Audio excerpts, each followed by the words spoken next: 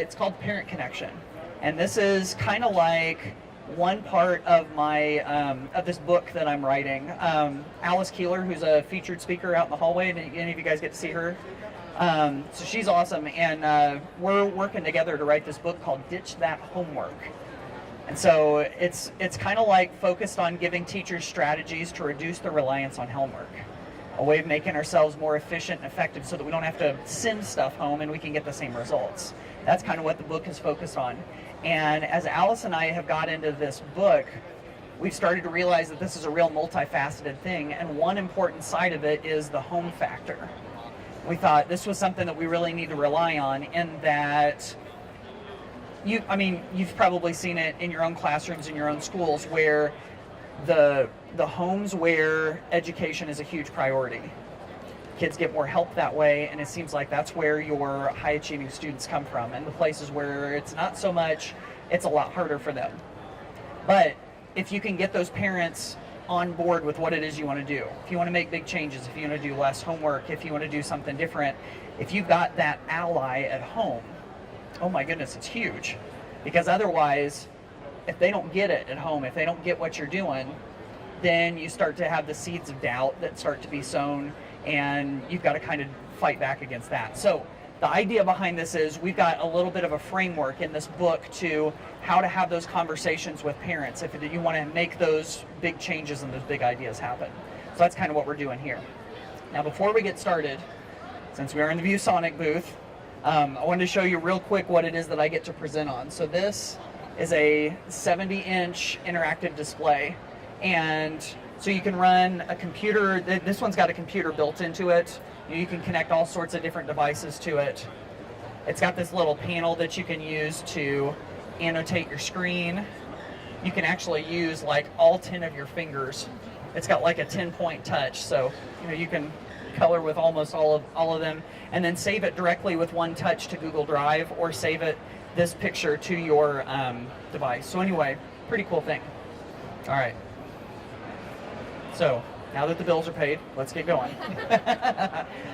All right. So as far as that book goes that I was telling you about, ditchthathomework.com, this is where there are updates on the project and where it's going and everything. So if you're curious about it, or maybe you want to get a copy of it when it comes out, that's a good place to be. So some of the steps that we talk about in the book that you can take whenever you're telling parents about these big ideas, these big changes that you want to see. Number one is to help them see your vision. So we frame this through the idea of homework, or not assigning homework. And so if you say, I'm going to quit homework cold turkey, if they can see what your passion is, where it is that you want to go, what you want to accomplish by doing it, make sure that you get that vision out there so that they know. And you say something like, what would it be like if you had 2 more hours of time with your kids?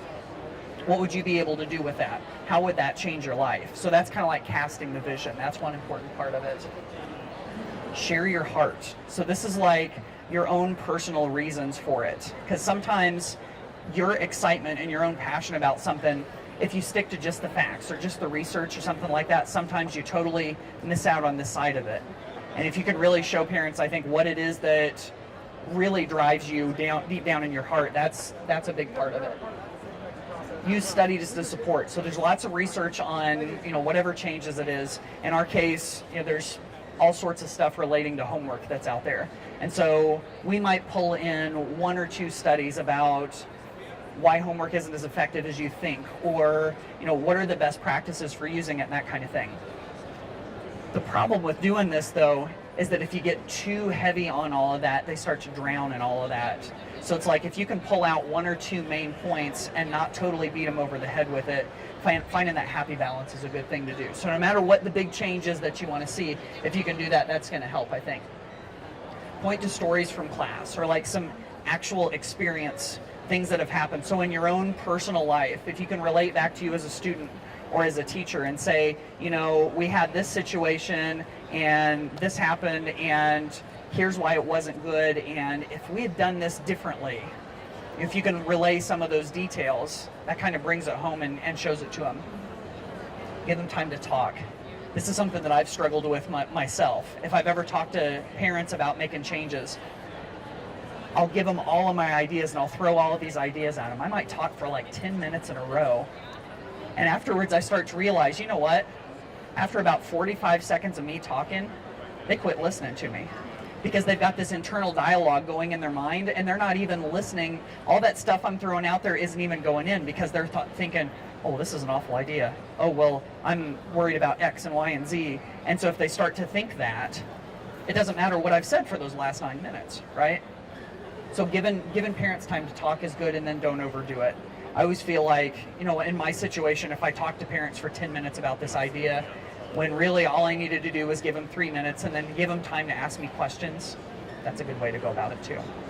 So that's one side of the whole, you know, in our case for the book, that's one side of the whole homework debate of if you want to go with less homework, if you can convince the parents and get them on board, that's a great way to go. So if you want to go more paperless, or if you want to ditch your textbook, or you know, whatever big change it is that you want to do, if you can get those parents on your side as your allies, that can be the difference between success and failure sometimes, I think.